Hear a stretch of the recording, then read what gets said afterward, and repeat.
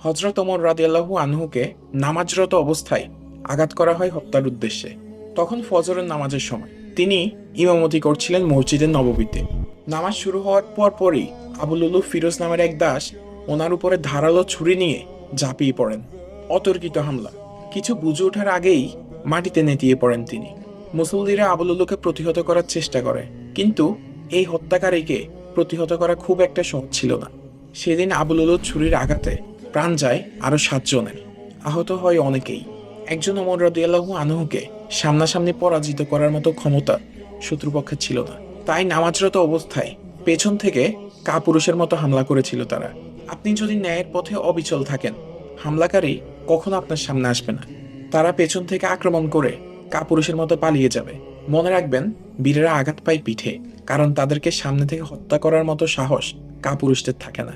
ঠিক এই একই ইতিহাসই বারবার ফিরে আসে। আজকের বাংলাদেশে আমরা ওসমান হাদিকে দেখেছি, যিনি কোনো অন্যায় করেননি, পালিয়ে যাননি। তিনি শুধু দুটো কথা বলেছেন, দেশের পক্ষে, দেশের শত্রুদের বিপক্ষে। কিন্তু আফসোস, এই বীরের সামনে দাঁড়ানোর সাহস না পেয়ে তাকেও আক্রমণ করা হয়েছে কাপুরুষদের মতো পেছন থেকে। ওসমান হাদি আজ আমাদের মাঝে নেই, কিন্তু তার ত্যাগ, তার সাহস এই জাতির বিবেকের মধ্যে সারা জীবন বেঁচে থাকবে। যে মানুষ দেশের জন্য জীবন দেয়, সে কখনো মরে না, সে ইতিহাস হয়ে যায়।